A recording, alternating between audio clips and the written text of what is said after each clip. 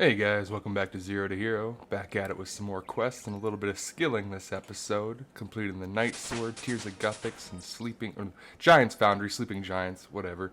And then doing a bunch of skilling, Slayer, crafting. Just overall progressing the account slowly, early game stuff, but still matters in the long run. If you can't tell, I wasn't really paying attention when doing this Tears of Guthics. I totally spaced here. I'm thinking it's the green ones, because Guthics, you want the green stuff.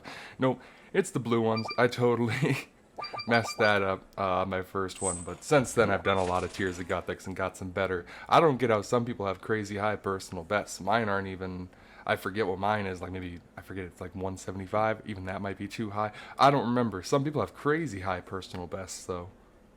On to Sleeping Giants quest. This is a pretty good addition to the game, I'd say. A nice way to do smithing, especially for the Ironman, since you can recycle your old gear. That's pretty nice. Eventually I'll start on my Iron Man just for the fun of it, but I want to get my main account quite a bit further before I try and focus. So right now I'll just be playing like one and AFKing the other, but my Iron isn't that far. He's still very early game, like barely left Lumbridge, done a few of the quests there. Not very impressive, but we'll get there one day. That I don't plan on recording or making videos for. That's just for me, for fun, to learn the Iron lifestyle, whatever. But as this account progresses and it gets closer and closer to maxing and whatnot, I'm sure I will do some form of Iron Man content, just because that seems to be what everyone is doing and enjoying. This game has changed a lot, I'll tell you that much. But as someone who hasn't had a 99 or progressed my account very far, I want to get my main unrestricted account up there, you know? But overall, not a bad minigame, not an activity, whatever you want to call it.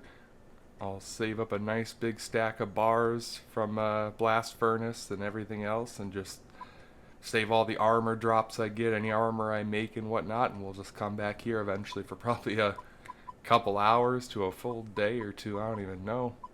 I mean, I do know one day it'll be 99 smithing, but still, to begin with, I want to get a nice huge stack of materials to work with, which inevitably means grinding out more Motherlode mine. I have the full Prospector's outfit and my dragon pick, so that's not too bad. You just gotta sit there and do it, which it's not horrible. I don't think Motherlode mine is the worst mining activity.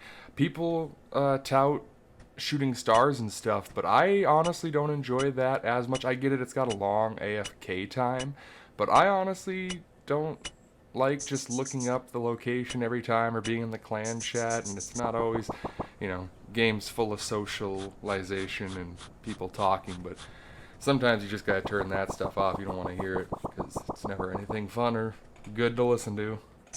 We are a diverse crowd, us old school players. Anyway, on to some Slayer. At this time I was getting tasks from Vanica. I probably could have went up to the next one, Chalder or whoever it is, but I don't know, low level account, still kind of nervous, I guess, to try any of the whatever stuff until I get higher levels. So I just stuck with Vanica, the one I knew from back in the day. Theoatrix and Chaos have been pretty good channels to watch on helping me prepare for Slayer and Slayer tasks and points and all that stuff.